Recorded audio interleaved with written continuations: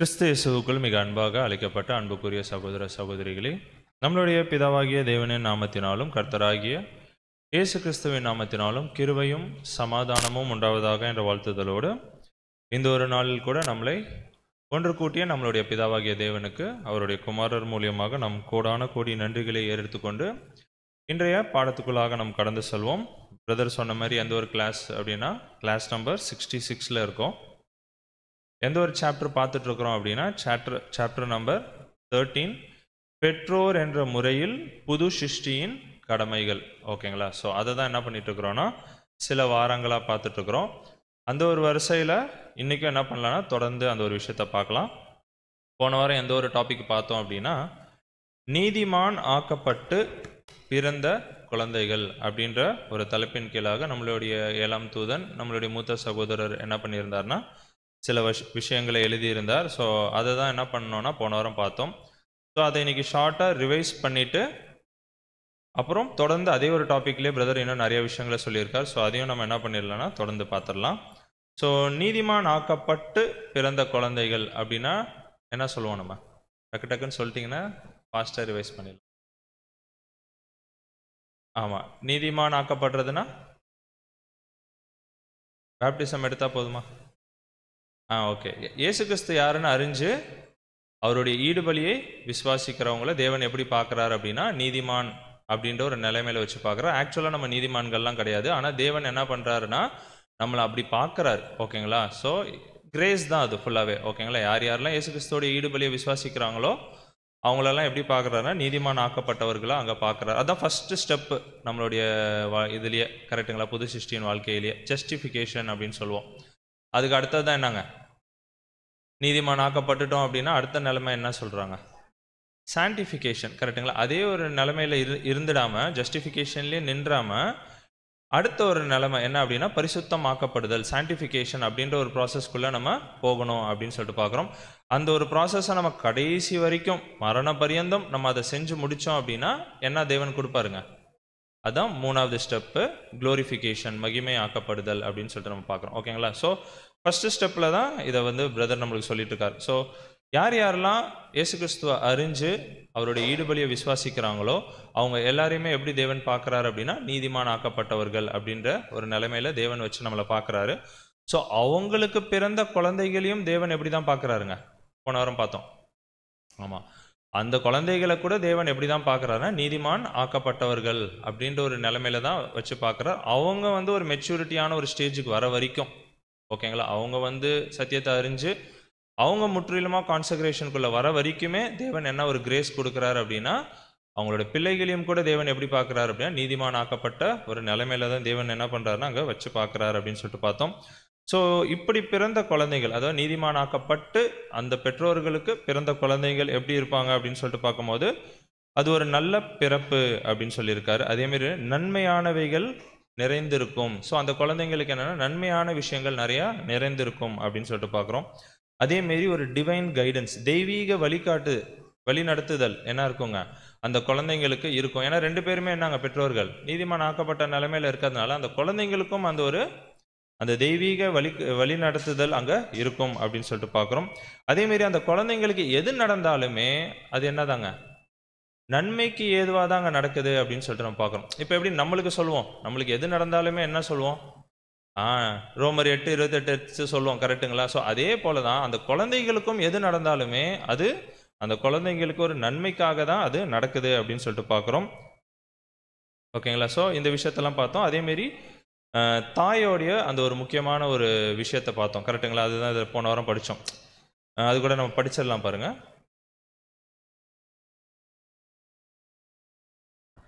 தாயின் குணாதிசயம் குழந்தைக்குள் தாய்ப்பால் மூலமாக மாத்திரமன்றி மனம் மூலமாகவும் உராசுதல் மூலமாகவும் அவளுடைய சரீரத்திலிருந்து செல்லுகிறது. ஓகேங்களா? அப்படின்னா ஒரு தாயோடைய கேரக்டர் எப்படி இருக்கணும் பாருங்க. ஏன்னா அது ரொம்ப முக்கியம். கரெக்டுங்களா? ஏன்னா ஒரு தாயோடைய அந்த குணாதிசயங்கள் என்ன ஆகுதுங்க? ஆமாம், அந்த குழந்தைக்கு அவங்க யோசிக்கிற விஷயத்துலேருந்து தாய்ப்பால் மூலியமாகவும், ஓகேங்களா, ஸோ அவங்க உராசுறது மூலியமாக கூட என்ன ஆகுது அப்படின்னா எல்லாமே அந்த ஃபீலிங்ஸ் எல்லாமே அந்த அம்மாவோடைய விஷயங்கள் எல்லாமே அந்த குழந்தைங்களுக்கு போகுது. இப்போ ஒரு அம்மா ரொம்ப சிடுசிடுப்பாக இருக்காங்க, சட்டுன்னு கோவப்படுறாங்கன்னா என்ன ஆகும்? அது அப்படியே போகும். யாருக்கு? அடுத்த ஜென்ரேஷனுக்கு அங்கே போகும் அப்படின்னு சொல்கிறோம். ஸோ அங்கே ஒரு தாயோடைய அந்த ஒரு குணாதிசயம் ரொம்ப முக்கியம். எதுக்கு அப்படின்னா அந்த குழந்தை வளர்க்குற விஷயத்தில் அப்படின்னு சொல்லிட்டு நம்ம பார்த்தோம். அடுத்தது என்ன பார்த்தோம் அப்படின்னா, இப்போ வந்து 2 பேருமே என்னங்க புது சிருஷ்டியாக இருந்தால் அவங்க குழந்தைகளை தேவன் எப்படி பார்க்குறாரு அப்படின்னு சொல்லிட்டு பார்த்தோம். இல்லை ஒருத்தர் தான் இருக்கிறாங்க, ஒருத்தர் என்ன இல்லை, ஆமாம் அங்கே வந்து புது சிருஷ்டியாக இல்லை, சத்தியத்தை ஏற்றுக்கொள்ளலை, அவங்க வந்து என்னவா இருக்காங்கன்னா ஒரு உலகத்தானா இருக்கிறாங்க அப்படின்னா அந்த குழந்தைகளை தேவன் எப்படி பார்க்குறார் அதுக்கு தான் நம்ம பார்த்தோம். அவங்களையும் எப்படி தான் தேவன் பார்க்குறார் அப்படின்னா தேவன் பிள்ளையை தன்னுடையதாக எண்ணுகிறார் அப்படின்னு சொல்லிட்டு பார்க்குறோம். ஓகேங்களா? ஸோ 2 பேரில் ஒருத்தர் புது சிருஷ்டியாக இருந்து அவங்களோட ஓட்டத்தை ஒழுங்காக ஓடினாவே போதும், அந்த பிள்ளைகளுக்கு என்ன இருக்குங்க, அந்த பாதுகாப்பு அங்கே இருக்குது அப்படின்னு சொல்லிட்டு பார்க்குறோம். தேவன் அந்த ஒரு கிருபை அங்கே நம்மளுக்கு கொடுக்குறாரு. அதுக்கு தான் வசனம் அவர் பிரதரே சொல்லியிருந்தார். எந்த வசனம் அப்படின்னா 1 கொரிந்தியர் 7ஆம் அதிகாரம் 14ஆம் வசனம். போன வாட்டி வாசித்தோம், கரெக்டுங்களா? உங்களுடைய குழந்தைகள் எப்படி இருக்குங்க, அசுத்தமாக இருக்காது, பரிசுத்தமாக இருக்கும் அப்படின்னு சொல்லிட்டு நம்ம பார்த்தோம், கரெக்டுங்களா? அப்போ 2 பேரில் யாரோ ஒருத்தர் இருந்தாவே போதும், இன்னொருத்தர் தான் என்ன பேருங்க, அந்நியர் அப்படின்னு சொல்லிட்டு பார்த்தோம். ஓகேங்களா? அப்படி இருந்தால் கூட அந்த ஒருத்தர் ஒழுங்காக ஓடுறாங்கல்ல, ஸோ அதன் நிமித்தமாக அந்த பிள்ளைகளுக்கு அந்த ஒரு ஆசீர்வாதம், அந்த ஒரு பாதுகாப்பு கண்டிப்பாக அங்கே இருக்கும் அப்படின்னு சொல்லிட்டு என்ன பண்ணுறோன்னா அங்கே பார்க்குறோம். இது டோட்டலி என்ன அப்படின்னா கிரேஸ் தான், கிருபை தான் தேவன் நம்மளுக்கு அங்கே கொடுக்குறாரு அப்படின்னு சொல்லிட்டு பார்த்தோம். அடுத்தது என்ன பார்த்தோம் அப்படின்னா, ஹஸ்பண்ட் ஒய்ஃப் யாராவது ஒருத்தர் தான் இருக்கிறாங்க அப்படின்னா, இப்போ ஹஸ்பண்ட் மட்டும் தான் ட்ரூத்தில் இருக்கிறார், ஒய்ஃப் வந்து அங்கே ட்ரூத்தில் இல்லை அப்படின்ற ஒரு பட்சத்தில் அந்த ஹஸ்பண்ட் வந்து அந்த ஃபேமிலி எப்படி நடத்தணும், ஸோ பரத்துலேருந்து அந்த ஒரு ஞானத்தை வாங்கி அவங்க என்ன பண்ணணும் அப்படின்னா அந்த ஒரு குடும்பத்தை அவங்க வழி நடத்துகிறவர்களாக அங்கே இருக்கணும் அப்படின்னு சொல்லிட்டு நம்ம பார்க்குறோம். ஸோ அதை மெயின்டைன் பண்ணோம். அதேமாதிரி ஒய்ஃப் வந்து இப்போ இதுவாக இருக்கிறாங்க, என்னங்க புது சிருஷ்டியாக இருக்கிறாங்க, ஹஸ்பண்ட் வந்து என்னவா இருக்கிறாங்க, புது சிருஷ்டியாக இல்லை, அவங்க வந்து ஒரு உலகத்தானா இருக்கிறாங்க அப்படின்ற ஒரு பட்சத்தில் அப்போ ஒய்ஃப் என்ன பண்ணணும்னு பார்த்தோம், படித்தோம் போன வாட்டி, கரெக்டுங்களா? என்ன பண்ணணுங்க? ஆமாம், போன வாரம் சண்டே சப்ஜெக்ட் கூட அதுதான் வந்தது, கரெக்டுங்களா? ஸ்திரியானவள்னு ஒரு சப்ஜெக்ட் பார்த்தோம். அப்போ என்னன்னா அவங்க அந்த ஒரு கேரக்டரை காட்டணும், குணாதிசயத்தை என்ன பண்ணணும், அந்த ஒரு மனைவி என்ன பண்ணணும் அப்படின்னா அங்கே காட்டுறவர்களாக அங்கே இருக்கணும். அதான் ஹஸ்பண்டுக்கு என்ன பண்ணணுங்க, கீழ்ப்படிந்து அங்கே இருக்கிறவங்களாம் அங்கே இருக்கணும். ஸோ அவங்க சாந்த குணம், நிறைய கேரக்டர்ஸ் நம்ம போனாட்டி பார்த்தோம், கரெக்டுங்களா? ஸோ எல்லாமே இருந்தால் அந்த ஹஸ்பண்டே என்ன பண்ணிடுவாராம், கொடுத்துருவாரா. என்ன கொடுத்துருவாருன்னா, என் பிள்ளைகளை நீயே வளமா அப்படின்னு சொல்லிட்டு அந்த ஒரு நம்பிக்கை எப்போ வருமா அவங்க மனைவி மேலேயே. ஆமாம், அவங்களுடைய அந்த கேரக்டரை பார்த்ததுக்கு அப்புறம் தான் அவங்க ஹஸ்பண்டே என்ன பண்ணுவார்னா, அவர் வந்து உலகத்தான் தான், அதுவும் நம்ம எப்படிலாம் பார்த்தோன்னா அவர் ஒரு பாவியாக இருந்தால் கூட பரவாயில்ல, ஒரு மோசமான ஒரு நிலைமையில இருந்தால் கூட பரவாயில்ல, ஆனால் அவருக்கே ஒரு நம்பிக்கை வரணும் அப்படின்னா அப்போ சிஸ்டர்ஸ் என்ன பண்ணணும் அப்படின்னு சொல்லிட்டு நம்ம பார்த்தோம் அப்படின்னா, ஆமாம் அந்த ஒரு கேரக்டர்ஸை வீட்டில் நம்ம காட்டுறவர்களாக அங்கே இருக்கணும் அப்படின்னு சொல்லிட்டு நம்ம பார்க்குறோம். ஸோ அப்போ தான் ஹஸ்பண்டுக்கு வந்து ஒரு என்ன ஆகும் அப்படின்னா அந்த ஒரு நம்பிக்கை வரும். அப்போ தான் என்ன பண்ணுவாங்க, பிள்ளைகளை சரி உன்னோட இஷ்டத்துக்கு நீ வாழ அப்படின்னு சொல்லிட்டு அவங்களும் என்ன பண்ணுவாங்க, அலோவ் பண்ணுவாங்க அப்படின்னு சொல்லிட்டு பார்த்தோம். அதேமாரி ஒரு அதிகாரம் அப்படின்னு சொல்லிட்டு நம்ம பார்த்தோன்னா, ஒரு வீட்டில் புது சிருஷ்டியோடைய வீட்டில் அதிகாரம் அப்படின்னு சொல்லிட்டு நம்ம பார்த்தோன்னா ஸ்திரீகள் என்ன பண்ணிடக்கூடாதுங்க, அத்தாரிட்டியை கையில் எடுக்கவே கூடாது. ஓகேங்களா? அது யார் தான் கொடுக்கணும்னு பார்த்தோம், ஹஸ்பண்டு தான் என்ன பண்ணணும்னா ஸ்திரீ அவங்க மனைவிக்கு என்ன பண்ணணும்னா அந்த அதிகாரத்தை அத்தாரிட்டியை கொடுக்கணுமா ஒழிய எந்த சூழ்நிலையிலும் சிஸ்டர்ஸ் என்ன பண்ணிடக்கூடாதுன்னா இதை நான் பண்ணுறேன் அப்படின்னு எந்த ஒரு டிசிஷனையுமே என்ன பண்ணிடக்கூடாது அப்படின்னா அங்கே எடுத்துடக்கூடாது அப்படின்னு சொல்லிட்டு பார்க்குறோம். அப்படி அந்த புருஷன் வந்து ரொம்ப மோசமானவரா, பாவியா, அதை நம்ம எல்லாமே போனாடி படித்தோம் அவரோட வார்த்தைகளை, கரெக்டுங்களா? ரொம்ப ஒஸ்டானவராக இருந்தால் கூட என்ன பண்ணக்கூடாது அப்படின்னு சொல்லிட்டு பார்த்தோன்னா, ஆமாம் சிஸ்டர்ஸ் என்ன பண்ணிடக்கூடாது அப்படின்னு சொல்லிட்டு அந்த அதிகாரத்தை நம்ம கையில் எடுத்துடவே கூடாது. அது வந்து நம்மளுடைய நடத்தையில் அவங்களே என்ன பண்ணணும், கொடுக்கணும், அந்த அளவுக்கு நம்ம நடக்கணும் அப்படின்னு சொல்லிட்டு நம்ம பார்த்தோம். அடுத்தது என்னென்னா இந்த ஒரு சினாரியோ போன வாட்டி படித்தோம். என்னென்னா இதே தான், ஒருத்தர் புது சிருஷ்டியாக இருக்காங்க, ஒருத்தர் புது சிருஷ்டியாக இல்லை. ஓகேங்களா? அதுதான் பிரிஞ்சு போகலாம் அப்படின்ற அளவுக்கு கூட என்ன ஆயிருக்கும், ஆமாம் நினைப்பாங்க. ஓகேங்களா? இப்போ ஒரு ஒய்ஃப் இருக்காங்க, அவங்க வந்து புது சிருஷ்டி இல்லை, ஹஸ்பண்ட் மட்டும்தான் புது சிருஷ்டியாக இருக்கிறாங்க.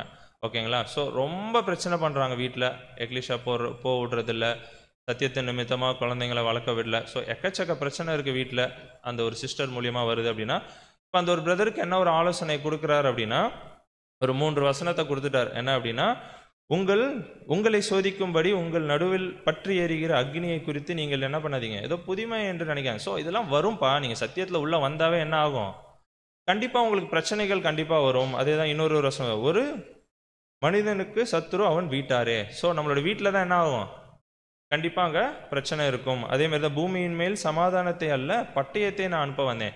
ஸோ கண்டிப்பாக சத்தியத்தில் வந்தால் பிரச்சனை இருக்க தான் செய்யும். அதுவும் தனியாக வந்தால் கண்டிப்பாக பிரச்சனை இருக்க தான் செய்யும். அதை என்ன தான் பண்ணணும்னு சொல்லிட்டார் பிரதரு.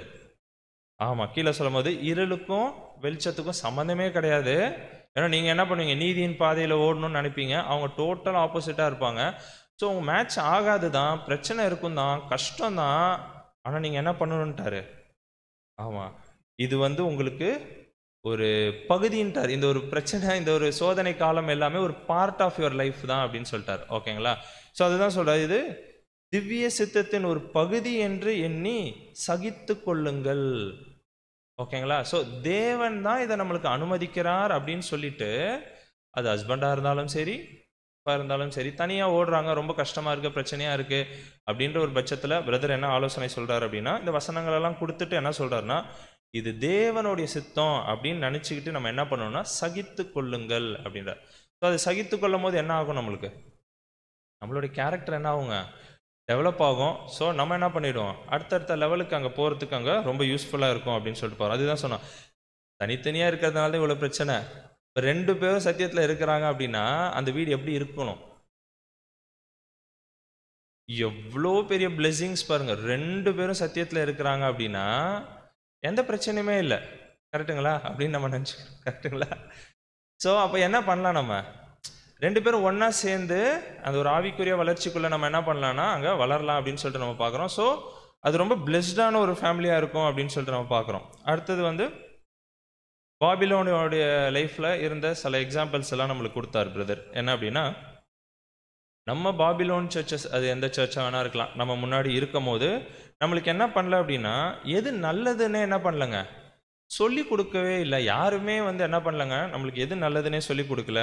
2 விஷயம் தான் சொல்லி கொடுத்துருந்தாங்க அப்படின்னு சொல்லிட்டு பார்த்தோம். ஒன்று என்னன்னா, ரெகுலராக சண்டே என்ன பண்ணிடணும், சர்ச் போயிடணும். இன்னொன்று என்ன பண்ணிடணும், காணிக்கை கொடுத்துடணும். ஸோ இந்த 2 விஷயத்த தான் சொல்லி கொடுத்துருந்தாங்களே ஒழிய மற்ற பேசிக்கான விஷயங்கள் கூட என்ன பண்ணல அப்படின்னா நம்மளுக்கு யாருமே அங்கே சொல்லி கொடுக்கல. அப்படின்னா பாவத்தை விட்டு எப்படி வெளியே வரணும் அப்படின்னு நம்மளுக்கு இதெல்லாம் ரொம்ப பேசிக்கான விஷயம். இதை கூட யாரும் நம்மளுக்கு என்ன பண்ணலங்க, சொல்லித்தரல.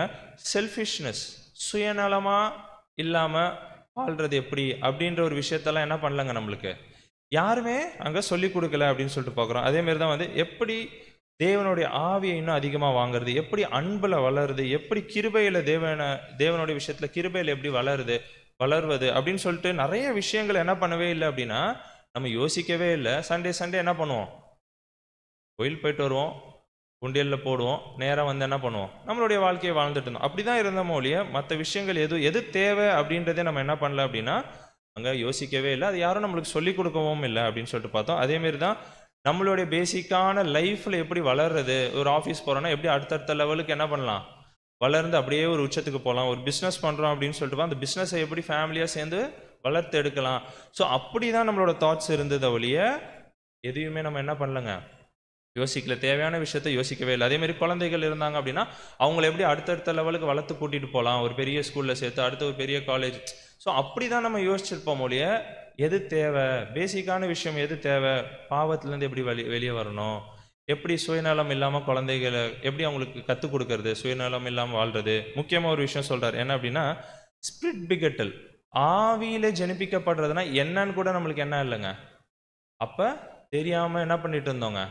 ஆமாம், இத்தனை வருஷம் வாழ்ந்துட்டு இருந்தோம். ஸோ பேசிக்கான விஷயத்தை எல்லாத்தையுமே விட்டுட்டு நம்ம எதை மட்டுமே நோக்கி வாழ்ந்துட்டு இருந்தோம் அப்படின்னா உலக பிரகாரமான விஷயத்தில் அதில் எப்படி வளரலாம், அதில் எப்படி முதல்ல வரலாம் அப்படியே யோசிச்சுட்டு என்ன பண்ணிட்டு இருந்தோம் அப்படின்னா வாழ்ந்துட்டு இருந்தோம். இதை நம்மளுக்கு யாருமே என்னவும் பண்ணல, சொல்லியும் கொடுக்கல. ஸோ அப்படி சொல்லியே கொடுக்காம வளர்ந்த குழந்தைகள், ஓகேங்களா, சின்ன வயசுலேருந்து, ஓகேங்களா, அப்படி வளர்ந்த குழந்தைகள்லாம் எப்படி இருக்கும் அப்படின்னு சொல்லிட்டு பார்த்தோன்னா பிரதர் இந்த வார்த்தைகள்லாம் யூஸ் பண்ணுறாரு. என்ன அப்படின்னா அந்த குழந்தைகள் முரட்டாட்டமாக இருக்கும், அடங்காததாக இருக்கும், சுயநலம் உள்ளதாக இருக்கும், கீழ்ப்படியாததாக இருக்கும், தேவ பக்தி இல்லாமல் இருக்கும், மரியாதை கொடுக்க தெரியாதவர்களாக இருப்பாங்க. ஸோ ஏன்னா இது எதுவுமே கேரக்டர் டெவலப்மெண்ட் எதுவுமே இல்லாமல் என்ன தான் பண்ணிட்டு இருந்திருப்பாங்க, ஓகேங்களா, சும்மா சண்டே கோயிலுக்கு போயிட்டு வந்திருப்பாங்க. அதுதான் பிரதர் எதை விதைச்சோமோ அதை இப்போ நம்ம என்ன பண்ணிட்டு இருக்கிறோம், அறுவடை செஞ்சுட்டு இருக்கிறோம் அப்படின்னு சொல்லிட்டு. அப்படின்னா என்னதான் குழந்தைங்களுக்கு அவங்க என்னதான் வளர்ந்து பெருசாகி ஒரு பெரிய வேலைக்கு போயிருந்தா கூட என்னதான் நம்ம அந்த குழந்தைங்களுக்கு இது வரைக்கும் கொடுத்துருக்கோம் அப்படின்னா பிரதர் என்ன ஒரு வார்த்தையை யூஸ் பண்ணுறாருன்னா வெறுமையாக இருக்குது அவங்களோட வாழ்க்கை. ஏன்னா எந்த ஒரு கேரக்டர் டெவலப்மெண்ட்டும் இல்லை, ஒரு தேவ பக்தி இல்லை, தேவனுக்குன்னு எந்த ஒரு கான்சன்ட்ரேஷனுமே இல்லை. ஸோ அப்படி வாழ்கிறாங்க அப்படின்னா அவங்களோட வாழ்க்கை எப்படி இருக்குது அப்படின்னு சொல்லிட்டு பார்த்தா ரொம்ப வெறுமையாக இருக்குது. பெற்றோராக இருந்து நம்ம என்ன பண்ணலங்க, குழந்தைங்களுக்குன்னு எதுவுமே அங்கே கொடுக்கல. நம்ம என்ன நினச்சிருப்போம்னா, ஒரு பெரிய ஸ்கூலில் சேர்த்துட்டோம், நல்லா வளர்த்துட்டோம், நல்லா ஒரு கம்பெனியில் வேலை பார்க்குறாங்கன்னு நினச்சிட்டு இருப்போம். ஆனால் பெற்றோர் என்ற முறையில் நம்ம என்னவே பண்ணல அப்படின்னா அவங்களுக்கு எதுவுமே கொடுக்கல, வெறுமையாக தான் இருந்திருக்கிறாங்க அப்படின்னு சொல்லிட்டு. அப்படின்னா இந்த மாரி சுச்சுவேஷனில் இருக்கிறோம் அப்படின்னா நம்ம என்னதான் ஒரே ஆப்ஷன் இப்போ அப்படின்னு சொல்லிட்டு பார்த்தோம்னா, தேவன்கிட்ட போய் என்ன பண்ணணுங்க, ப்ரேயர் மட்டும்தான் நம்ம பண்ணணும். அந்த ஒரு ஆப்ஷன் தான் இருக்குது. ப்ரேயர், தேவன்கிட்ட போய் கதறி அழுது என்ன பண்ணணும்னா, நம்மளுடைய குணாதிசயத்தை மாற்றிக்கிறேன் அப்படின்னு சொல்லிட்டு என்ன பண்ணணுங்க, அங்கே கேட்கும் போது தேவன் என்ன பண்ணுவாராம், ரொம்ப சந்தோஷப்படுவார். ஏன்னா இங்கே என்ன ஆகுது, ஒருத்தவங்களோட லைஃப் டிரான்ஸ்ஃபார்ம் ஆகுது. அந்த பெற்றோர் ஃபர்ஸ்ட் என்ன ஆகுறாங்க, டிரான்ஸ்ஃபார்ம் ஆகுறாங்க அப்படின்னு சொல்லிட்டு பார்க்குறோம். ஸோ அதை பார்த்து தேவன் என்ன பண்ணுவார் அப்படின்னு சொல்லிட்டு பார்த்தோம்னா ரொம்ப மகிழ்ச்சியாக இருப்பார், சந்தோஷப்படுவார் அப்படின்னு சொல்லிட்டு பார்த்தோம். அதேமாரி என்னங்க, இந்தமாரி கத்துறது என்ன இல்லைங்க, this is not parental authority. ஏன்னா நம்ம என்ன பண்ணுவோம், சின்ன குழந்தைகள் தானே, நம்ம என்ன பெரியவங்க, அதனால் நம்ம என்ன பண்ணலாம், அத்தாரிட்டி செலுத்தலாம் அப்படின்னு சொல்லிட்டு என்ன பண்ணுவோம், குழந்தைங்கள்ட்ட எப்பயாவது கத்துறது ஓகே, எப்பயுமே கத்திக்கிட்டே இருந்தா ஓகேங்களா, அது என்ன இல்லை அப்படின்னு சொல்லிட்டு பார்த்தோன்னா பேரண்டல் அத்தாரிட்டி கிடையாது.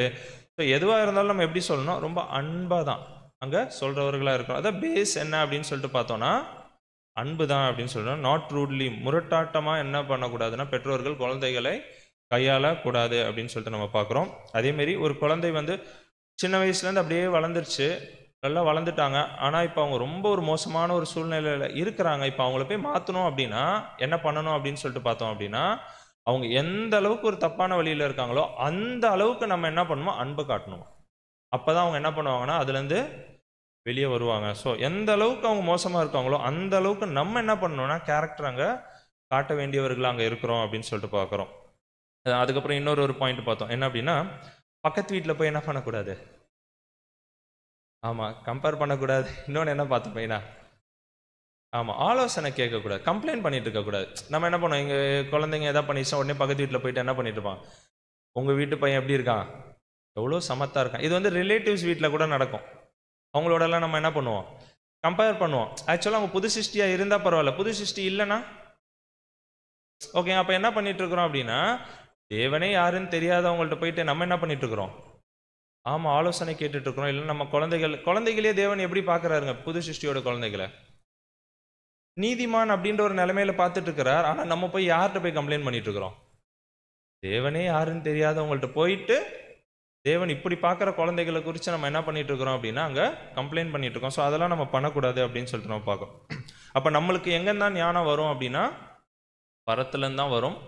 ஸோ அது ஹோலி ஸ்பிரிட் வழியாக நம்ம வாங்கிக்கிட்டு நம்ம தான் என்ன பண்ணணும் அப்படின்னா அங்கே குழந்தைங்களை மாற்றணுமோ ஒழிய மற்ற வீட்லேயோ இல்லை மற்ற ரிலேட்டிவ்ஸ் வீட்லேயோ வேறு ஃப்ரெண்ட்ஸ்கிட்டையோ போயிட்டு நம்ம என்ன பண்ணிட்டு இருக்கக்கூடாது அப்படின்னா நம்மளுடைய குழந்தைங்களுக்காக என்ன பண்ணக்கூடாது, ஆமாம் ஆலோசனையோ இல்லை எதுவுமே நம்ம என்ன அட்வைஸோ எதுவுமே அங்கே கேட்க தேவையில்லை. ஏன்னா நம்மளுக்கு டேரெக்டாக தேவன் என்ன பண்ணிட்டு இருக்காருன்னா அந்த ஒரு பரத்துலேருந்து வர ஞானத்தை கொடுத்துட்டு இருக்கிறார். அதை யூஸ் பண்ணி நம்ம என்ன பண்ணணும்னா நம்மளோட குழந்தைகளை அங்கே வளர்க்கணும் அப்படின்னு சொல்லிட்டு பார்க்குறோம்.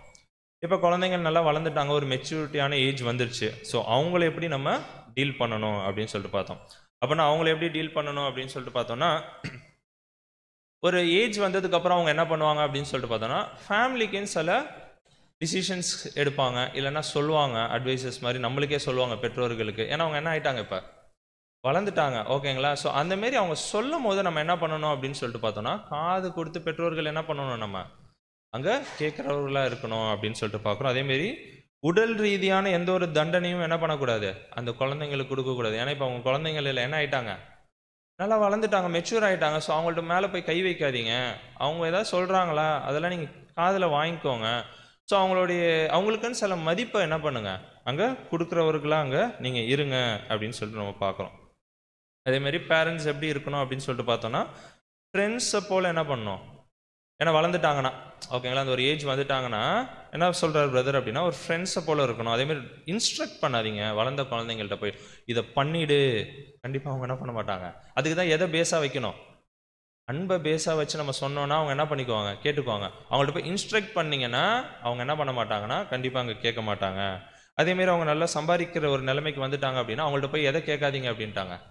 ஆமாம் துல்லியமாக நீங்கள் எவ்வளோ சம்பாதிக்கிறீங்க, என்ன செலவு பண்ணுறீங்க அப்படின்னு சொல்லிட்டு நீங்கள் நம்ம பெற்றோர்கள் கேட்கக்கூடாது அப்படின்னு சொல்லிட்டு நம்ம பார்க்குறோம் ஓகேங்களா.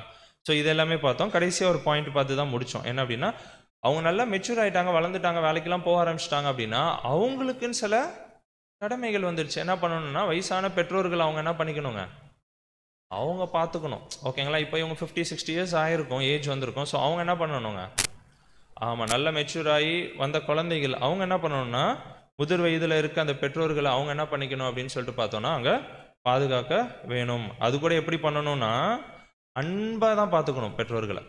ஓகேங்களா? ஏன்னா அந்த பெற்றோர்கள் எப்படி வளர்த்துருப்பாங்க சின்ன வயசுலேருந்து, புது சிருஷ்டியின் பெற்றோர்கள் அன்பை பேஸாக வச்சு வளர்ந்துருப்பாங்கல்ல அந்த குழந்தைங்க. ஸோ அவங்க வளர்ந்ததுக்கப்புறம் அவங்களும் அவங்க பெற்றோர்களை எப்படி பார்த்துக்குவாங்கன்னா அன்பின் நிமித்தமாக என்ன பண்ணுவாங்க அப்படின்னா அந்த பெற்றோர்களை அங்கே பார்த்துக்குவாங்க அப்படின்னு சொல்லிட்டு நம்ம பார்க்குறோம். அதுக்கு அடுத்தது என்ன ஒரு டாபிக் பேசுகிறாரு அப்படின்னா ஸ்கூலிங், எஜுகேஷனை பற்றி பிரதர் என்ன பண்ணுறாருன்னா நிறைய அட்வைசஸ் கொடுக்குறாரு. அது வந்து நம்ம இன்றைக்கி பார்க்கலாம். என்ன அப்படின்னு சொல்லிட்டு பார்த்தோன்னா பேரண்ட்ஸாக புது சிருஷ்டியின் பெற்றோர்களாக குழந்தைங்களுக்கு அந்த ஒரு எஜுகேஷன் அப்படின்னு சொல்லிட்டு வரும்போது கரெக்டாக ப்ராப்பரான ஒரு எஜுகேஷனை குழந்தைங்களுக்கு என்ன பண்ணணும் அப்படின்னா அங்கே கொடுக்க வேண்டிய ஒரு கடமை இருக்குது அப்படின்னு சொல்லிட்டு பிரதர் என்னன்னா அங்கே சொல்கிறார். ஓகேங்களா?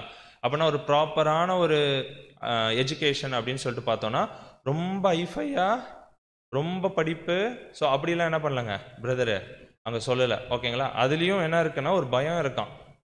ரொம்ப படிச்சுட்டாங்கன்னு வச்சுக்கோங்க பசங்க, என்ன ஆகிடும் பிரதர் சொல்கிறாருன்னா there is a fear for the பேரண்ட்ஸாக. பேரண்ட்ஸுக்கு ஒரு பயப்படுற ஒரு விஷயம் இருக்குது. என்ன அப்படின்னா ரொம்ப படித்த பசங்க என்ன பண்ண மாட்டாங்கன்னா சத்தியத்துக்கு என்ன பண்ண மாட்டாங்க, முக்கியத்துவம் கொடுக்க மாட்டாங்க. அவங்க என்ன பண்ணிடுவாங்க, ஆமாம், என்ன படித்தாங்களோ அதில் ரொம்ப கான்சென்ட்ரேஷன் பண்ணிவிட்டு அவங்க என்ன பண்ணிடுவாங்கன்னா அவங்களோட வாழ்க்கை போயிடும். ஸோ அதில் ஒரு பயம் இருக்குது. எல்லா குழந்தைங்களும் இல்லை, ஆனால் என்ன இருக்குன்றார் பிரதரு, ஒரு பயம் இருக்குது. ஏன்னா ரொம்ப படிக்க வச்சு நம்மளே அவங்கள நல்லா படிக்க வச்சு அவங்க சத்தியத்தை விட்டு வெளியே போகிறதுக்கு நம்ம என்ன பண்ணிக்கலாம், ஆமாம், எது தேவையோ அந்த அளவுக்கு நம்ம என்ன பண்ணணும் அப்படின்னா அந்த குழந்தைகளை அங்கே படிக்க வைக்கணும் அப்படின்னு சொல்லிட்டு ஒரு எக்ஸாம்பிள் சொல்கிறார். ஓகேங்களா? ஒரு கல் ஒன்று இருக்குது. ஓகேங்களா? இந்த ஒரு கல் இருக்குது. இந்த ஒரு கல்லோடைய கேரக்டரிஸ்டிக்ஸை நம்ம கண்டுபிடிக்கணும் அப்படின்னா இந்த என்ன பண்ணுன்னா இதை கண்டுபிடிக்கலாம். இந்த ஒரு கல்லோடைய குணாதிசயத்தை நம்ம கண்டுபிடிக்கணும் அப்படின்னா என்ன பண்ணுன்னா கண்டுபிடிக்கலாம், ஆமாம், உரசணும், தேய்க்கணும், மெருகூட்டணுன்றார் பிரதர். ஓகேங்களா? பாலிஷ் பண்ணணும். பாலிஷ் பண்ணாதான் உள்ள என்னென்ன குணாதிசயங்கள் இருக்குது அப்படின்னு சொல்லிட்டு நம்மளால் என்ன பண்ண முடியுங்க, அங்கே கண்டுபிடிக்கவே முடியும். அது மின்னுதா இல்லை வேறு ஏதாவது ஆகுதா அப்படின்றத என்ன பண்ணாதான் தெரியும். அதை பாலிஷ் பண்ணி மெருகூட்டினா தான் என்ன பண்ண முடியும் அப்படின்னா அங்கே நம்மளால் கண்டுபிடிக்கவே முடியும் அப்படின்னு சொல்லிட்டு பாரு. ஓகேங்களா? இது வந்து என்ன ஸ்கூலிங் சொல்லிட்டு பசங்களை சொல்லிட்டு இருக்கும் போது இந்த ஒரு எக்ஸாம்பிளை சொல்கிறார். ஓகேங்களா? எல்லா கற்களும் எப்படி இருக்காது, ஒரே மாதிரி இருக்காது. சில கற்களுக்கு என்ன தேவை அப்படின்னா மெருகூட்டுறதுக்கு தேவைப்படும். ஸோ அந்த நேரத்தில் நம்ம என்ன பண்ணிடணும் அப்படின்னா தேவையான அந்த ஒரு மெருகூட்டுறதெல்லாம் நம்ம என்ன பண்ணிடணுங்க அங்கே பண்ணிடணும். அதே ஒரு எக்ஸாம்பிளும் இன்னொரு எக்ஸாம்பிளும் கொடுக்குறாரு. என்ன அப்படின்னா பிளாட்ஃபார்மில் இருக்க கற்கள் அப்படின்னு சொல்கிறார். ஓகேங்களா? பிளாட்ஃபார்மில் இருக்க கல்லெல்லாம் இருக்குல்ல, ஓகேங்களா, அதுக்கு போய் நம்ம மெருகூட்டுறோன்னு வச்சுக்கோங்க, என்ன ஆகும், நல்லா போட்டு பாலிஷ் பண்ணிடுறோம். அதை பாலிஷ் பண்ண என்ன ஆகுங்க, பிளாட்ஃபார்ம்லேயே போட முடியாது. கரெக்டுங்களா? வழுக்கும், நடக்கக்கூட முடியாது. ஸோ எந்த கல்லுக்கு எந்த அளவுக்கு மெருகூட்டணும் அப்படின்னு சொல்லிட்டு பெற்றோர்களுக்கு தெரிஞ்சிருக்கணும். ஓகேங்களா? புரியுதுங்களா உங்களுக்கு என்ன கான்செப்ட் சொல்ல வர்றாருன்னு? ஓகேங்களா? அப்போ சிஸ்டர் தலையாட்டு இப்போ நல்லா படிப்பு வருது அப்படின்னா சிஸ்டர் அந்த குழந்தைய நீங்கள் என்ன பண்ணலாம், நல்லா நீங்கள் மெருகூட்டலாம். வரவே இல்லை அப்படின்னு சொல்லும் போது நீங்கள் என்ன பண்ண தேவையில்ல, போட்டு பாலிஷ் பண்ணிக்கிட்டே நீங்கள் என்ன பண்ண தேவையில்ல, இருக்க தேவையில்ல. ஓகேங்களா? ஸோ எந்த அளவுக்கு ஒருத்தருக்கும் ஒரு மாதிரி இருக்கும் அப்படின்னு சொல்லிட்டு அங்கே சொல்கிறார். ஓகேங்களா? ஸோ எந்த அளவுக்கு தேவையோ அந்த அளவுக்கு நம்ம என்ன பண்ணணும்னா அங்கே செய்கிறவர்களாக அங்கே இருக்கணும் அப்படின்னு சொல்லிட்டு பார்க்குறோம். இதை தொடர்ந்து படிக்கலாம். புது சிருஷ்டிகளான ஆண்டவரின் ஜனங்கள் மனத்திற்கும் பண்பிற்கும் தேவன் பேரில் வைக்கும் விசுவாசத்திற்கும் பெறுகிற போதனைகள் உலக பள்ளிகளில் பெறக்கூடிய எந்த விதமான கல்விக்கும் மிக மேலானது என்பதை உணர கற்றுக்கொள்ள வேண்டும். ஓகேங்களா? என்ன சொல்றாருங்க, புது சிருஷ்டிகளான ஆண்டவரின் ஜனங்கள் மனத்திற்கும் பணத்திற்கும் தேவன் பேரில் வைக்கும் விசுவாசத்திற்கும் பெற்று இருக்கிற போதனைகள். ஓகேங்களா? சத்தியத்தை குறித்து அங்கே பேசிட்டு இருக்கிறார். அதையும் எதோட கம்பேர் பண்றாருன்னா உலக பிரகாரமான படிப்பு ரெண்டுத்தையும் கம்பேர் பண்ணிட்டு என்ன சொல்றாரு அப்படின்னா எது முக்கியம்னு சொல்றாருங்க. ஆமா, உலக படிப்போட எது முக்கியம் அப்படின்னா சத்தியம் தான் என்னங்க ரொம்ப முக்கியம், அதுதான் மேலானது அப்படின்றத யார் சொல்லி தரணும், பிள்ளைகளுக்கு தெரியாது. யார் தான் கற்றுக் கொடுக்கணும்? உலக பிரகாரமான படிப்பும் சத்தியமும் இருக்கு. எது ரொம்ப முக்கியம் அப்படின்னு சொல்லிட்டு யார் கற்றுக் கொடுக்கணும்? புது சிருஷ்டியின் பெற்றோர்களுடைய கடமைகள் அப்படின்னு சொல்லிட்டு பார்க்குறோம். தொடர்ந்து படிக்கலாம் சிஸ்டர். உலகத்தில் உள்ள எல்லா ஞானத்தை காட்டிலும் பரத்திலிருந்து வருகிற ஞானமே முதலாவது சுத்தமுள்ளதாயும், பின்பு சமாதானமும் சாந்தமும் இணக்கமுள்ளதாயும் இரக்கத்தாலும் நற்கனிகளாலும் நிறைந்ததாயும் இருக்கிறது. உலகத்தில் உள்ள எல்லா ஞானத்தை காட்டிலும் இந்த ஞானம் அதிகமாய் வாஞ்சிக்கப்பட வேண்டும். ஓகேங்களா? உலகத்துல இருக்க எல்லா ஞானத்தோட எந்த ஞானம்? பரத்திலிருந்து வர அந்த ஒரு ஞானம் என்ன அப்படின்னா ரொம்ப வாஞ்சிக்கப்படணும். ஓகேங்களா? அப்படின்னா என்ன பண்ணணும்? நம்ம குழந்தைங்களை நம்ம தான் ஏவணும். புரியுதுங்களா? ஸோ நம்ம என்ன பண்ணணும்னா குழந்தைங்களுக்கு அந்த ஒரு இம்பார்ட்டன்ஸை சொல்லிக் கொடுக்கணும் அப்படின்னு சொல்லிட்டு பார்க்குறோம். தொடர்ந்து படிக்கலாம். அவர்கள் தங்களுடைய பிள்ளைகள் குணத்திலும் கொள்கையிலும் ஆண்டவர் மேலும் அவருடைய வார்த்தையின் மேலும் வைத்துள்ள விசுவாசத்திலும் ஆழமாக வேரூன்றி இருக்கிறார்களா என்பதை கவனித்து பார்க்க வேண்டும். யாரு கவனித்து பார்க்கணும்? ஓகேங்களா? உலக பிரகாரமா இருக்கிறாங்களா, இல்லை தேவனுடைய வார்த்தையில ரொம்ப முக்கியம் செலுத்துறாங்களா அப்படின்றது, அவங்க செலுத்துறாங்களா இல்லையான்றதை யார் பார்க்கணும்? புது சிருஷ்டியின் பெற்றோர்கள் என்ன பண்ணணும் அப்படின்னா நம்ம தான் என்ன பண்ணணும்னா அங்கே கவனித்து அங்கே பார்க்கணும் அப்படின்னு சொல்லிட்டு பார்க்குறோம். ஓகேங்களா? ஒரு எக்ஸாம்பிளுக்கு இப்போ என்ன நடந்துட்டு இருக்குங்க ஸ்கூலில், முடிஞ்சிருச்சா என்னன்னு தெரில, குவார்டர்லி எக்ஸாம். கரெக்டுங்களா? குவார்டர்லி எக்ஸாம் இந்த வாரம்னு வச்சுக்கலாம். இந்த வாரம் ஃபுல்லாக குவார்டர்லி எக்ஸாம் இருக்குது. இந்த வாரம் சண்டே என்ன நடக்க போகுது எக்லிஷாவில்? சண்டே கிளாஸ் இருக்குது. நிறைய பேருக்கு அது ஞாபகம் கூட இல்லை. சரி, ரெண்டும் இருக்குது. எது பேரண்ட்ஸ் இம்பார்ட்டன்ஸ் கொடுப்பாங்க? குவார்டர்லி எக்ஸாம் தானே? இல்லை, நேர்மையாக நம்ம பதில் சொல்லிக்கலாம். அப்படின்னா யார் தான் அந்த இம்பார்ட்டன்ஸை கொடுக்கணும்? குழந்தைங்களுக்கு தெரியாது எது இம்பார்ட்டன்ட்னு. ஓகேங்களா? ஸோ இது குவார்டர்லியாக இருக்கட்டும், ஆனுவலாக இருக்கட்டும், அப்போ அந்த இம்பார்ட்டன்ஸை யார் தான் சொல்லிக் கொடுக்கணும்? பெற்றோர்கள் தான் என்ன பண்ணணும் அப்படின்னா அந்த முக்கியத்துவத்தை அங்கே சொல்லிக் கொடுக்க வேண்டியவர்களாக அங்கே இருக்கிறோம் அப்படின்னு சொல்லிட்டு பார்க்குறோம். அதே மாதிரி அடுத்தது ஒரு டாபிக், அதே டாப்பிக்கில் அடுத்த ஒரு பாயிண்ட் சொல்கிறார். என்ன அப்படின்னா, எவ்வளோ பசங்களை படிக்க வைக்கலாம்? இதெல்லாம் அட்வைசஸாக சஜஷன்ஸாக சொல்கிறாரு. ஏற்றுக்கிறதும் ஏற்றுக்காததும் நம்மளோட, ஏன்னா அவர் சஜஷன் தான் சொல்லுவார், தெரியும். ஓகேங்களா? ரொம்ப தாழ்மையாக அவர் என்ன பண்ணிட்டு வாருங்களே, கருத்துக்களை எடுத்து வைப்பார். புது சிருஷ்டிகள் நம்ம தான் என்ன பண்ணிக்கணும், அங்கே பண்ணுறோமா இல்லையா அப்படின்னு சொல்லிட்டு பார்த்துக்கணும். ஓகேங்களா? இப்போ கேள்வி என்ன அப்படின்னா, ஒரு குழந்தை பிறந்துச்சு, நல்லா வளர்ந்துச்சு, எல்கேஜி யூகேஜி அப்படியே படிச்சுட்டே வராங்க. எவ்வளோ படிக்க வைக்கலாம்? உங்களுடைய மைண்டில் எவ்வளோ இருக்கு? என்ன சிஸ்டர்? வேலை கிடைக்கிற வரைக்கும் படிக்க வச்சிடலாம். Correct sister. என்ன பிரதர்? சத்தியம் புரியுற அளவுக்கு. ஓகே பிரதர் என்ன சொல்றாருன்னா, 10th வச்சுக்கோங்க, 10th படிப்பை நிறுத்திடுறாங்கன்னு வச்சுக்கோங்க.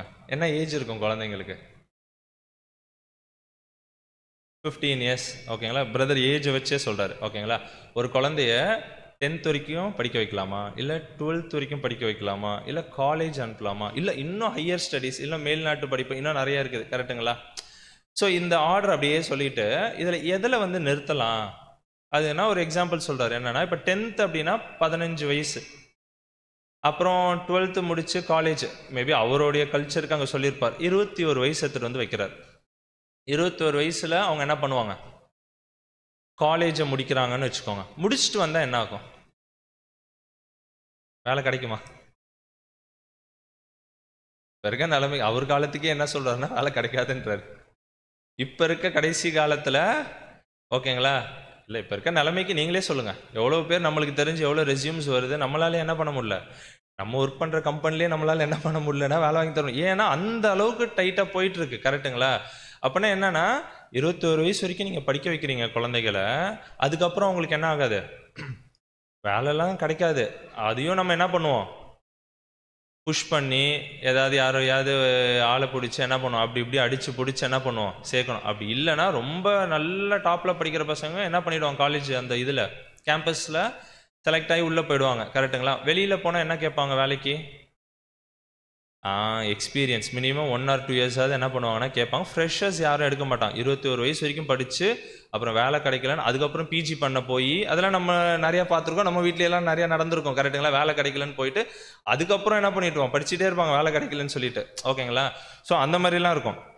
பிரதர் அதுக்கு தான் என்ன சொல்கிறாருன்னா, நீங்கள் அப்படியே வேலை கிடைச்சா கூட 21 22 வயசுக்கு மேலே வேலை கிடைச்சா கூட அதுக்கப்புறம் ஒரு வேலையில் போய் நீங்கள் ஜாயின் பண்ணுறீங்க அப்படின்னா அதுக்கப்புறம் அந்த வேலையை நீங்கள் எத்தனை வருஷம் அவன் நல்லா கற்றுக்கணும்னா, ஏதோ ஒரு வேலைக்கு போகிறீங்க ஓகேங்களா, அந்த வேலையை நீங்கள் நல்லா கற்றுக்கணுன்னா எத்தனை வருஷம் ஆகுன்றார்.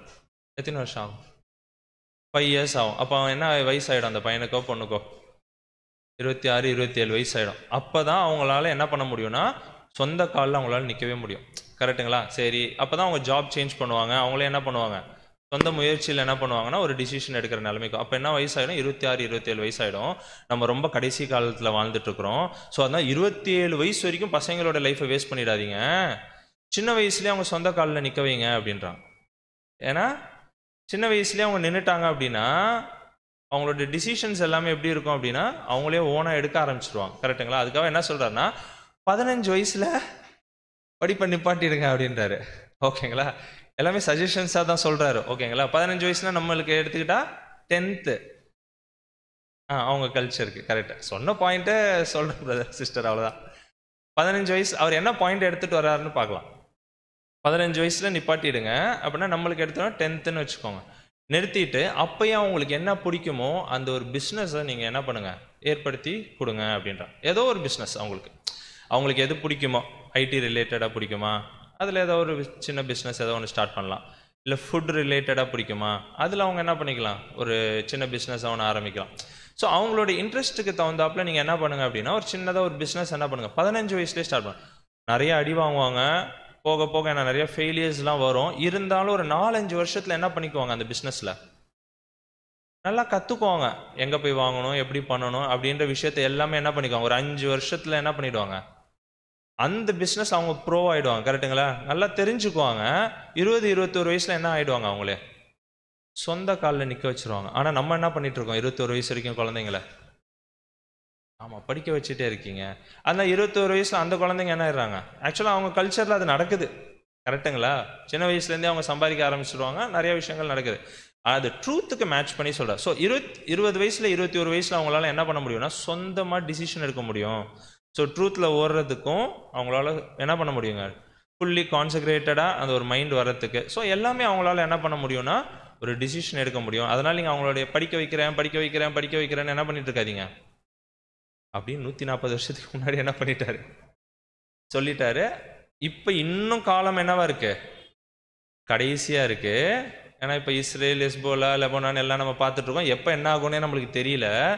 இன்னும் நம்ம என்ன பண்ணிட்டு இருக்க வேணாம் அப்படின்னு ஒரு அட்வைஸ் கொடுக்குறாரு. அப்படின்னா படிக்க வச்சுட்டு இருக்கேனா நீங்கள் என்ன பண்ணுங்க, குழந்தைகளுக்கு எது முக்கியம்னு சொல்லி கொடுத்து அவங்களோட கான்சன்ட்ரேஷனுக்குள்ளே என்ன பண்ணுங்க, அவங்கள வழி நடத்துங்க அப்படின்னு சொல்லிட்டு என்ன பண்ணுறாங்கன்னா அங்கே சொல்கிறார் பிரதர். ஒரு அட்வைஸாக நம்மளுக்கு கொடுக்குறாரு. அடுத்த ஒரு பாயிண்ட் எழுதுறாரு. என்ன அப்படின்னா குழந்தைகளுக்கான உடற்பயிற்சி, எக்ஸசைஸ். ஓகேங்களா? ஸோ இந்த ஒரு எக்ஸசைஸ் அந்த குழந்தைங்கள் பண்ணும்போது என்ன ஆகும் அப்படின்னா அவங்களுக்கு ரொம்ப ஒரு ஹாப்பினஸ், அந்த ஒரு சந்தோஷத்தை கொடுக்குமா குழந்தைங்களுக்கு. ஓகேங்களா? அது மட்டும் இல்லாமல் எல்லா குழந்தைங்களுக்குமே இந்த ஒரு எக்ஸசைஸ், இந்த ஒரு உடற்பயிற்சி அப்படின்றது ரொம்ப தேவையான, நெசசரி அப்படின்றார், மஸ்ட்டு. ஓகேங்களா? கண்டிப்பாக ஒவ்வொரு குழந்தைங்களுக்குமே என்ன தேவை அப்படின்னா அந்த ஒரு எக்ஸசைஸ் இல்லைன்னா விளாட்ற ஒரு விஷயம் என்ன அப்படின்னா ரொம்ப தேவையான விஷயமா அங்கே இருக்குது. ஏன் அப்படின்னா விளையாடும் போது என்ன ஆகும்னா இந்த உடலும் இந்த ஒரு சிந்தையும் என்ன ஆகுங்க, ஜாயிண்ட் ஆகும். ஸோ அப்போ என்ன ஒரு ரெஃப்ரெஷ்மெண்ட் கிடைக்கும் அந்த குழந்தைங்களுக்கு அப்படின்னு சொல்லிட்டு. ஸோ அவங்கள என்ன பண்ணிக்குவாங்கன்னா பூஸ்ட் பண்ணிக்குவாங்க. ஸோ அதனால் என்ன பண்ணணும் அப்படின்னா இது ரொம்ப ஒரு தேவையான ஒரு விஷயம். யாருக்கு அப்படின்னா குழந்தைங்களுக்கு அங்கே தேவையான விஷயம். ஆனால் அதையும் சொல்கிறார், ரொம்ப என்ன பண்ணக்கூடாது. எப்படி படிப்புக்கு சொன்னார், ரொம்ப அதேமாரி விளையாடுறோம்னு என்ன பண்ணிட வேணாம், அதுலேயும் நம்மளோட டைம் என்ன பண்ண தேவையில்லை அப்படின்னா வேஸ்ட் பண்ண தேவை. ஆனால் எக்ஸசைஸும் ரொம்ப முக்கியமான ஒரு விஷயம். ஸோ குழந்தைங்களை என்ன பண்ணுங்கன்னா நிறையா விளையாட விடுங்க அப்படின்னு சொல்லிட்டு என்ன பண்ணுறாருன்னா அங்கே ஒரு அட்வைஸ் கொடுக்குறாரு அப்படின்னு சொல்லிட்டு நம்ம பார்க்குறோம். அடுத்தது ஒரு விஷயம் சொல்கிறார், நம்ம படிச்சிடலாம். நேரத்தையும் பணத்தையும் சிக்கனப்படுத்திக் கொள்வது குழந்தை பருவத்திலிருந்தே கற்பிக்கப்பட வேண்டும். ஆமாம், ஏன்னா குழந்தை பருவம்னா என்ன வயசு சொல்லிக்கலாம். ஓகேங்களா? நீங்களே டிசைட் பண்ணிக்கோங்க. ஓகேங்களா? ஸோ எதெல்லாம் குழந்தை பருவத்திலேருந்து இம்பார்ட்டன்ட் சொல்கிறாரு, நேரம், டைம். ஓகேங்களா? டைமோடைய இம்பார்ட்டன்ஸை குழந்தைங்களுக்கு என்ன பண்ணணும்னா அங்கே சொல்லிக் கொடுக்கணும். அடுத்து பணம். ஓகேங்களா? மணியும் என்ன பண்ணணும்னா அதோட இம்பார்ட்டன்ஸ் என்ன பண்ணணும்னா சின்ன வயசுலேருந்தே குழந்தைங்களுக்கு நீங்கள் என்ன பண்ணுங்கன்னா அங்கே கற்றுக் கொடுங்க அப்படின்றாரு. தொடர்ந்து படிக்கலாம் சிஸ்டர். இது சுயநலத்தை வளர்க்கும் நோக்காடு அல்ல. ஓகேங்களா? ஸோ இப்போ என்னங்க, இப்போ மணி செலவு பண்ணாதீங்க அப்படின்னு அதோட முக்கியத்துவத்தை கற்றுக் கொடுக்குறோன்னா, அது என்னங்க சுயநலமாக செல்ஃபிஷாக வாழ்கிறதுக்காக இல்லை அப்படின்னு சொல்லிட்டு எழுதுறாரு. என்ன அப்படின்னா, ஆனால் சிக்கனம் என்பது ஒன்றும் வீணாக்கப்படக்கூடாது என்ற திவ்ய சித்தத்திற்கு ஒத்து இருப்பதாகும். நம்முடைய ஆண்டவர் ஜனங்களை போஷித்த பின்னர் துணிக்கைகள் சேகரிக்கப்பட வேண்டும் என்றும் அவைகள் வீணாக்கப்படக்கூடாது என்றும் கட்டளையிட்டார். இதன் மூலம் எல்லா விஷயத்திலும் வீணாக்குதல் இருக்கக்கூடாது என்கிற அவரது மனதை வெளிப்படுத்துகிறார். இதனால் நாம் அவரிடத்தில் ஒரு நொடி பொழுதுக்கும் ஒவ்வொரு ரூபாய்க்கும் ஒவ்வொரு நாளுக்கும் கணக்கு கொடுக்க வேண்டியவர்களாய் இருப்பதை உணர்கிறோம். அப்படின்னா என்னங்க, மணியோட இம்பார்ட்டன்ஸு டைமோட இம்பார்ட்டன்ஸை நம்ம சொல்கிறோம் அப்படின்னா எதுக்கு அப்படின்னா, இப்போ ஒரு மணின்னு நம்ம எடுத்துக்கிட்டோம்னா சிக்கனமாக செலவு பண்ண வேஸ்ட் பண்ணக்கூடாது அப்படின்னா அது ஒரு செல்ஃபிஷ்னஸாக ரொம்ப கஞ்சமாக இருக்க அதை குறித்து பேசாமல் அன்வான்டாக என்ன பண்ண தேவையில்ல, அங்கே போய் லாவிஷாக என்ன பண்ண தேவையில்ல, அங்கே செலவு பண்ண தேவையில்ல அப்படின்ற அந்த ஒரு இம்பார்ட்டன்ஸை நம்ம சொல்லிக் கொடுக்கணும். எதுக்கு அப்படின்னா அதுக்கு தான் ஒரு எக்ஸாம்பிள் கோட் பண்ணுறாரு. என்னென்னா, நம்ம அந்த ஒரு பேரபிள் இது கூட அந்த ஒரு மிராக்கிள் கூட படிச்சிருப்போம், கரெக்டுங்களா? இயேசு கிறிஸ்து என்ன பண்ணாருங்க, அந்த ஒரு 5 அப்பம் 2 மீன் என்ன பண்ணாருங்க, எல்லாருக்கும் கொடுத்தாரு. கொடுத்துட்டு அதில் இருக்க துணிக்கைகளை என்ன பண்ணாருங்க, 2 இடத்துல வரும், 2 இடத்துலையுமே என்ன பண்ணாருங்க, துணிக்கைகளை எடுத்தாரு. அப்படின்னா என்ன அப்படின்னா அந்த ஒரு வேஸ்டேஜை கூட என்ன பண்ணணும், அதை சேவ் பண்ணணும் அப்படின்னு சொல்லிட்டு பார்க்கணும். அது யாருக்காவது ஏதாவது யூஸ் ஆகும் அப்படின்னு சொல்லிட்டு பார்க்கணும். அப்படின்னா எந்த ஒரு விஷயத்தையுமே நம்ம என்ன பண்ணிடக்கூடாதுன்னா வேஸ்ட் பண்ணக்கூடாது. அது டைமாக இருந்தாலும் சரி, மணியாக இருந்தாலும் சரி, என்ன பண்ணிடக்கூடாது, வேஸ்ட் பண்ணக்கூடாது அப்படின்ற ஒரு விஷயத்த யாருக்கு சொல்லித்தரணும்? ஆமாம், சின்ன வயசுலேருந்தே என்ன பண்ணணும் அப்படின்னா புது சிருஷ்டியின் பெற்றோர்கள் நம்ம சொல்லிக் கொடுக்கணும். அதுக்கு தான் அங்கே சொல்கிறார் என்னென்னா, இதனால் நாம் அவரிடத்தில் ஒரு நொடி பொழுதிற்கும், ஒரு நொடினா ஓகேங்களா, ஒவ்வொரு ரூபாய்க்கும், ஓகேங்களா, ஒவ்வொரு நாளுக்கும் என்ன பண்ணணுமா, ஆமாம், நம்ம என்ன பண்ணணும்னா அங்கே கணக்கு கொடுக்க வேண்டியவர்களாக இருக்கும். எவ்வளோ டைம் வேஸ்ட் பண்ணுறோம், கரெக்டுங்களா? ஸோ ஒரு நொடி அப்புறம் தான் வராரு அடுத்ததுக்கு, செகண்டுக்கு செகண்டு நம்ம என்ன பண்ணணும்னா, தேவன் ஏன்னா அவ்வளோ கிருபையை நம்மளுக்கு கொடுத்துருக்கிறார். உலகத்தில் நீங்கள் போய் பார்த்தோன்னா அவ்வளோ பேர் என்ன பண்ணிட்டு இருக்காங்க, கஷ்டப்பட்டுக்கிட்டு என்ன நடக்குதுன்னே தெரியாமல் உலகத்தில் வாழ்ந்துட்டு இருக்கிறாங்க, கரெக்டுங்களா? ஆனால் நம்மளை தனியாக கூப்பிட்டு வச்சு அவருடைய ஒட்டுமொத்த திட்டத்தையும் சொல்லி கொடுத்து எல்லாம் கொடுத்ததுக்கு அப்புறமும் நம்ம டைம் வேஸ்ட் பண்ணிட்டு இருக்கிறோம், காசை வேஸ்ட் பண்ணிட்டு இருக்கிறோம் அப்படின்னா கண்டிப்பாக நம்ம என்ன பண்ணணும் அப்படின்னா கணக்கு கொடுக்க வேண்டியவர்களாக இருக்கிறோம் அப்படின்னு சொல்லிட்டு பார்க்குறோம். தொடர்ந்து படிக்கலாம்.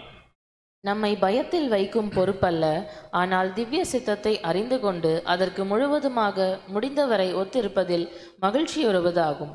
மேலும் இப்படி செய்வது ஆண்டவருக்கு பிரியமானது என்று உணர்வதும் ஆகவே அதன் மூலம் முற்றுமாக அனுபவித்து சந்தோஷம் அடைவதுமாகும். ஓகேங்களா? ஸோ அந்த ஒரு இம்பார்ட்டன்ஸை நம்ம என்ன பண்ணணும் அப்படின்னா அங்கே சொல்லிக் கொடுக்க வேண்டியவர்களாக அங்கே இருக்கிறோம் அப்படின்னு சொல்லிட்டு பார்க்குறோம். ஸோ இது எல்லாமே என்னன்னா அந்த ஒரு டாப்பிக்கில் வருது. என்ன அப்படின்னா நீதிமானாக்கப்பட்டு பிறந்த குழந்தைகள் அப்படின்னு சொல்லிட்டு பார்க்கும்போது அந்த டாப்பிக்கில் இவ்வளோ விஷயத்தையும் என்ன பண்ணுறாருன்னா பிரதர் அங்கே எழுதுறார்.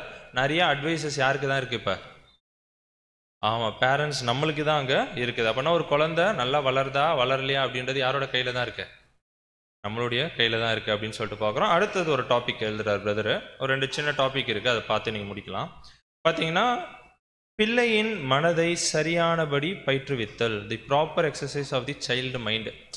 சின்ன வயசுலேருந்தே குழந்தைகளோட மைண்டை என்ன பண்ணணுமா?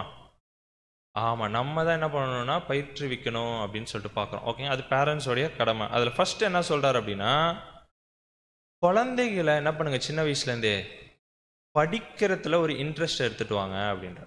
ஓகேங்களா? சின்ன வயசுலேருந்தே என்ன பண்ணணுமா, குழந்தைகள் நிறைய விஷயத்த படிக்கிறதுக்கு நம்ம பேரண்ட்ஸ் என்ன பண்ணணுமா என்கரேஜ் பண்ணணும் அப்படின்னு சொல்லிட்டு அங்கே பார்க்குறோம். ஓகேங்களா? படிக்கணும்னு சொல்லிட்டு கண்டதையும் அங்கே படிக்காதீங்க அப்படின்றார். அடுத்தது என்ன சொல்கிறாருன்னா சிப்ஸுன்னா என்னங்க, ஹெல்த்தி ஃபுட்டா அன்ஹெல்த்தி ஃபுட்டா? ஜங்க் ஃபுட்டு சொல்லிட்டாங்க சிஸ்டர். ஸோ அந்த மாதிரி எதெல்லாம் இருக்குது படிப்பில்? நாவல்ஸ், கதை, சிண்ட்ரெல்லா நிறைய இருக்குது, கரெக்டுங்களா? அதெல்லாம் நம்மளுடைய வாழ்க்கைக்கு எதாவது தேவையா? நிறைய ஃபேரி ஸ்டோரிஸு, கரெக்டுங்களா? இன்னும் நிறைய ஜங்க்ஸ் இருக்குது, சிப்ஸுன்றாரு. ஓகேங்களா? தேவையில்லாத அன்ஹெல்த்தி ஃபுட்ஸ் எல்லாம் இருக்கும். அதெல்லாம் குழந்தையோட மைண்டில் போட்டு நீங்கள் என்ன பண்ணாதீங்க, நிரப்பாதீங்க அப்படின்ட்டாரு. அதுக்கு தான் என்ன ஆப்பிள்ஸ் ஆஃப் நாலேஜ். ஓகேங்களா? என்ன சொல்கிறாருன்னா எது தேவையோ எது அறிவை கொடுக்குமோ அந்த விஷயத்தை நீங்கள் என்ன பண்ணுங்க அப்படின்னா குழந்தைங்களுக்கு என்ன பண்ணுங்க, சின்ன வயசுலேருந்தே அவங்களுக்கு என்ன பண்ணுங்கன்னா படிக்க வைங்க. அவங்களா படிக்கணுமா, படித்து அவங்க என்ன பண்ணணும், அந்த ஒரு நாலேஜை அவங்க கெயின் பண்ணிக்கணும் அப்படின்ற. அதேமாரி ஒவ்வொரு குழந்தையோட வேல்யூபிள் டைமுக்கும் யார் பொறுப்பான்? நம்ம டைமுக்கே நம்மளால் என்ன பண்ண முடியல, கணக்கு கொடுக்க முடியுமா என்னன்னு தெரில. குழந்தைகளோட டைமுக்கு யார் பொறுப்பான்?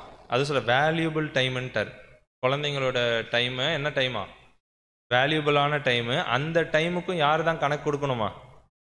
ஆமாம், நம்ம தான் என்ன பண்ணணும் அப்படின்னா அங்கே கணக்கு கொடுக்கணும். சரி, அப்போ என்னென்னலாம் படிக்கலாம் அப்படின்னா ஹிஸ்ட்ரி. என்ன ஹிஸ்ட்ரி? அவங்கள குறித்து. ஓகேங்களா? ஸோ இப்போ ஒரு எக்ஸாம்பிள் நம்ம இஸ்ரேலை குறித்து கூட என்ன பண்ணலாம், ஹிஸ்ட்ரியத்தை சொல்லலாம். ஸோ அந்தமாரி தேவையான விஷயங்களை அவங்க என்ன பண்ணலாம்னா அங்கே எடுத்துக்கலாம். அதான் ரீசனபிள் நாலேஜ். உலகத்தில் எதெல்லாம் தேவையோ அதை மட்டும் என்ன பண்ணிக்கலாம், எடுத்து கொடுக்கலாம். கொடுக்கணுன்னா கொடுத்துக்கிட்டே இருக்கலாம், அவ்வளோ இருக்குது.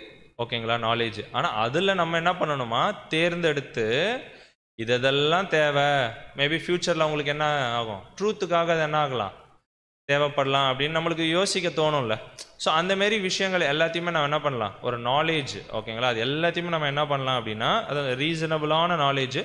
பேரண்ட்ஸ் என்ன பண்ணணும்னா யோசிச்சு என்ன பண்ணணும்னா அங்கே பிள்ளைகளுக்கு அங்கே கொடுக்க வேண்டியவர்களாக இருக்கும். அதுலேயும் சொல்ற சோஷியல், மாரல், இன்டலெக்சுவல் டெவலப்மெண்ட் வந்து என்னன்னா ஒரு குழந்தைக்கு பேசிக்காக தேவைப்படுது.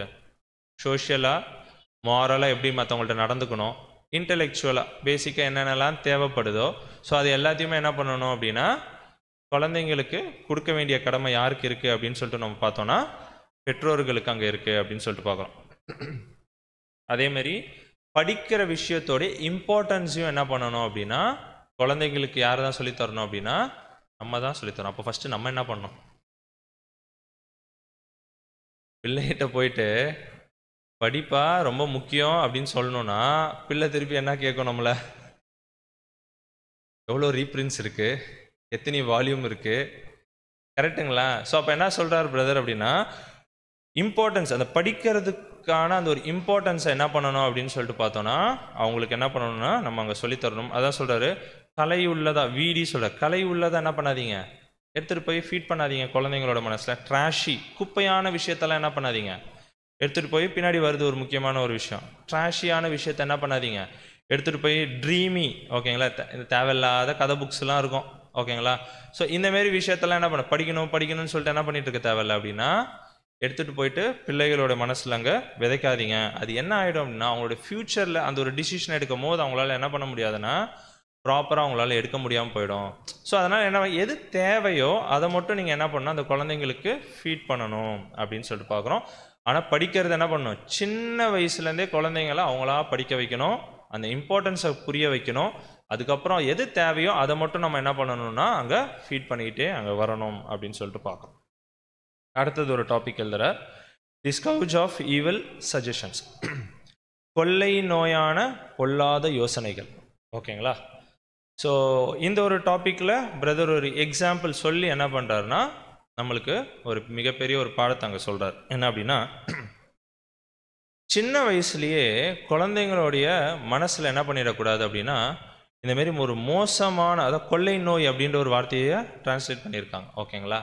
ஸோ அப்படிப்பட்ட ஒரு விஷயத்தை நம்ம என்ன பண்ணிடக்கூடாதுங்க, குழந்தையோட மனசில் நம்ம என்ன பண்ணிடக்கூடாதுன்னா விதைச்சிடக்கூடாது அப்படின்னு சொல்லிட்டு அங்கே பார்க்குறோம். அப்படின்னா என்ன, அது கொள்ளை நோயை போல இருக்கிற ஒரு விஷயம் என்னது, அதை நம்ம பெற்றோர்கள் நம்ம என்ன பண்ணிடக்கூடாது, குழந்தைகளுடைய மனசில் அங்கே விதைச்சிடக்கூடாது அப்படின்னு சொன்னால் அப்போ என்ன விஷயங்கள் அப்படின்னு சொல்லிட்டு பார்த்தா அதுக்கு ஒரு எக்ஸாம்பிள் சொல்கிறார். என்ன அப்படின்னா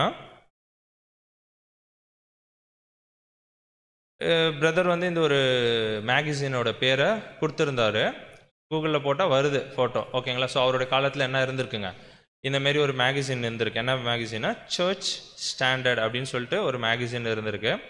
இதில் வந்து ஒரு கதையை என்ன பண்ணுறாருனா பிரதர் நம்மளுக்கு என்ன பண்ணுறாருனா எடுத்து அங்கே சொல்கிறார். ஓகேங்களா?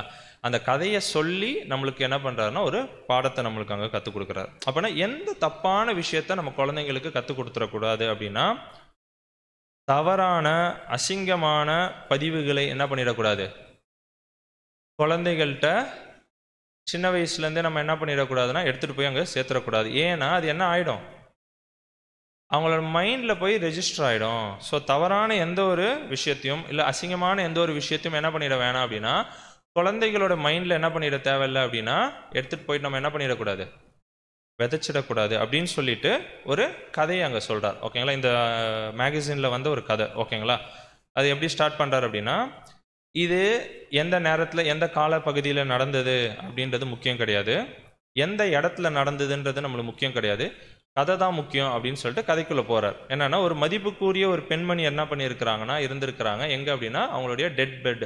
ஓகேங்களா, ஒரு மரண படுக்கையில் அவங்க என்ன பண்ணிட்டு இருந்திருக்கிறாங்க அப்படின்னு சொல்லிட்டு அங்கே ஒரு கதையாக அங்கே சொல்கிறார். ஓகேங்களா, ஆனால் அவங்களுக்கு என்ன ஏஜ் அப்படின்னு சொல்கிறோம், ரொம்ப யங் ஏஜ் தான். ஓகேங்களா, நல்ல ஒரு வாலிப வயசில் தான் அவங்க என்ன பண்ணிட்டு இருந்திருக்காங்க. ஆனால் இப்போ அவங்களுடைய நிலைமை என்னென்னா ஒரு டெத் பெட், ஒரு ரொம்ப மோசமான உடம்பு சரியில்லாமல் என்ன பண்ணியிருக்காங்கன்னா ஒரு சாவர கண்டிஷனில் என்ன பண்ணிட்டு இருக்கிறாங்கன்னா அங்கே இருந்துட்டு இருக்கிறாங்க அப்படின்னு சொல்லிட்டு பார்க்குறோம். ஸோ அவங்களுடைய வாழ்க்கை எப்படி இருந்தது அதுக்கு முன்னாடி அப்படின்னு சொல்லிட்டு பார்த்தோம்னா, அவங்களுடைய லைஃப் ரொம்ப சூப்பரான ஒரு லைஃபாக தேவன் என்ன பண்ணியிருக்காருன்னா ரொம்ப பிளெஸ் பண்ணி வச்சிருக்கிறாராம்.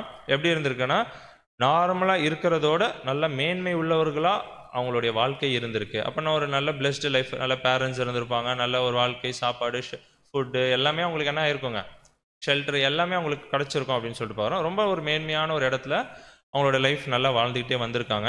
அவங்களுடைய வாயிலேருந்து எந்த ஒரு கெட்ட வார்த்தையும் கூட என்ன ஆனது இல்லையா, வந்ததே இல்லை. ஸோ அவங்க பேசுகிறதே எப்படி இருக்கும் அப்படின்னு சொல்லிட்டு அவங்களோட வார்த்தை மற்றும் கிரியைகள் எப்படி இருந்ததுன்னா ரொம்ப தூய்மையாக இருந்தால், ரொம்ப பியூராக இருக்குமா எப்பயுமே.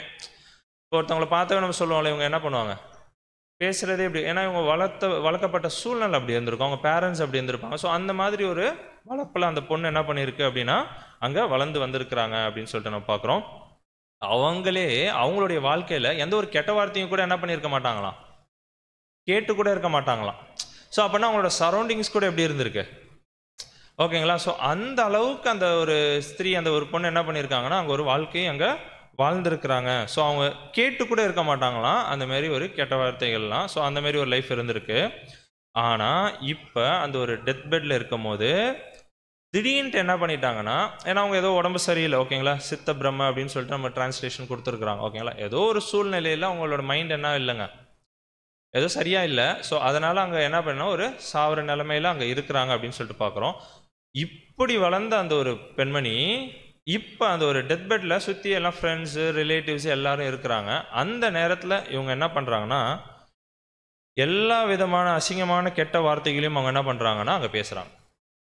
ஓகேங்களா, அவங்கள நம்ம அவங்க ஃப்ரெண்ட்ஸு, ரிலேட்டிவ்ஸ் எல்லாம் பார்க்கும் போது எப்படி பார்த்துருப்பாங்க, சின்ன வயசுலேருந்தே ஒரு சூப்பரான ஒரு லைஃபு, அவ்வளோ அழகான ஒரு பேரண்ட்ஸு, அவங்க வார்த்தை கூட எப்படி இருக்கும், அவ்வளோ பியூராக தூய்மையாக இருக்கும் அப்படின்னு சொல்லிட்டு பார்த்தோம்.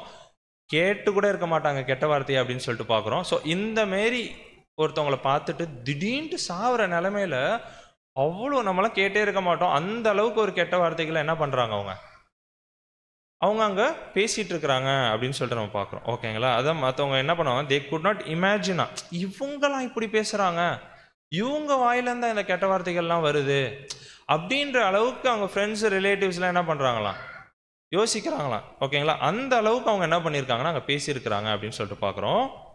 அப்படின்னா இப்போ சுற்றி இருக்க ஃப்ரெண்ட்ஸ், ரிலேட்டிவ்ஸோடைய மைண்ட் எப்படி இருக்கும், அவங்க என்ன நினைப்பாங்க. இப்போ அவங்க வாயிலேருந்து என்ன ஆயிடுச்சு, வார்த்தைகள் வந்துடுச்சு. இப்போ அந்த இடத்துல நம்ம இருக்கிறோன்னு வச்சுக்கோங்க, அதே ஒரு சிச்சுவேஷன், ஒரு பெண் இருக்காங்க, அவங்க நல்லா இந்தமாரி வளர்ந்துருக்காங்க, சாகிற நேரத்தில் அந்த மாதிரி ஒரு வார்த்தைகளை பேசுகிறாங்கன்னா நம்மளுக்கு என்ன தோணும்?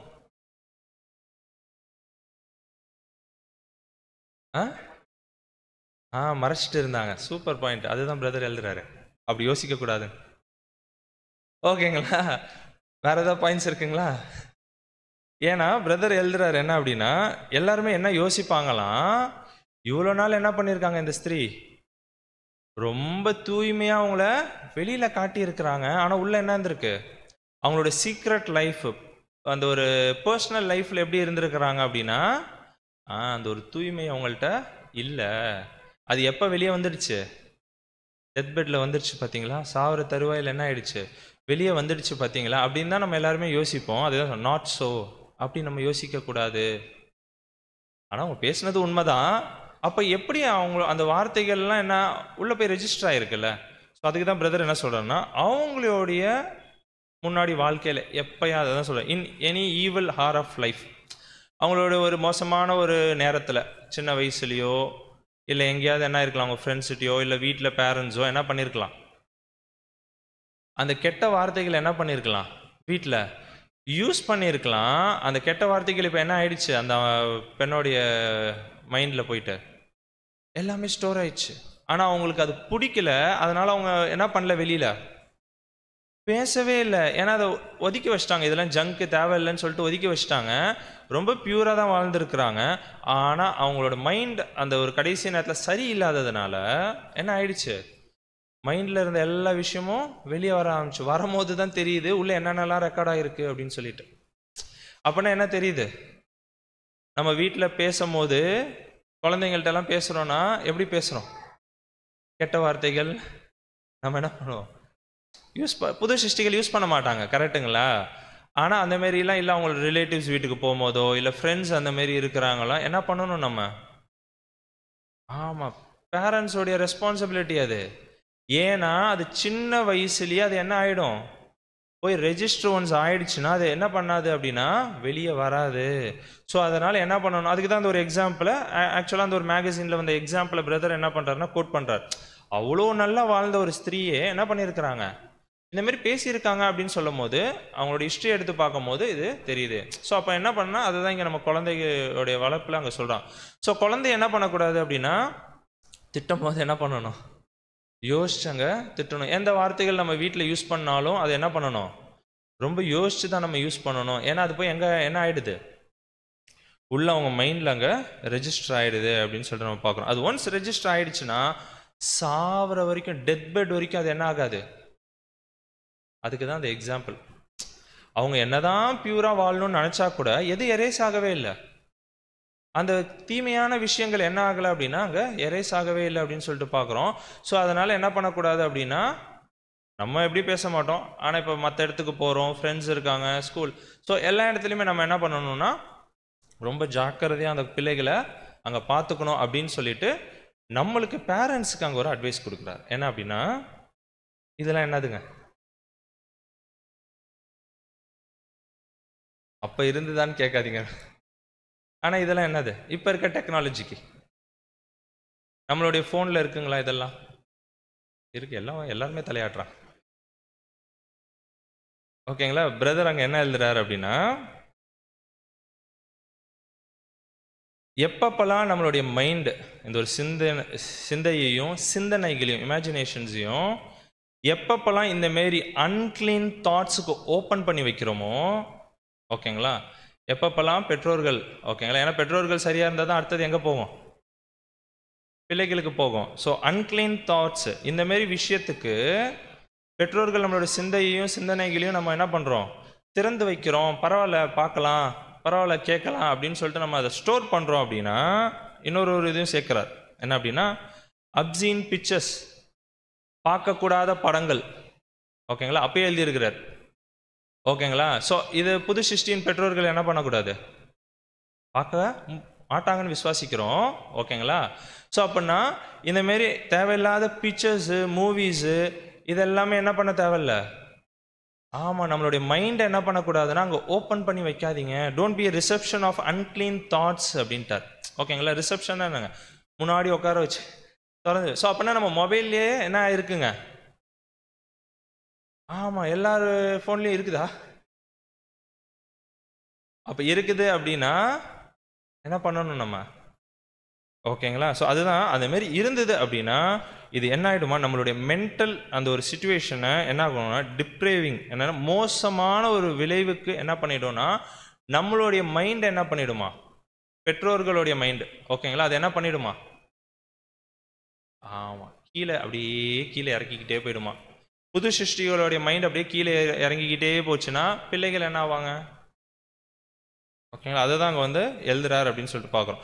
ஸோ இந்தமாரி எந்த ஒரு விஷயத்தையும் என்ன பண்ணக்கூடாதுன்னா ஃபஸ்ட்டு பெற்றோர்கள் பார்க்கக்கூடாது அப்படின்னு சொல்லிட்டு பார்க்குறோம். அடுத்தது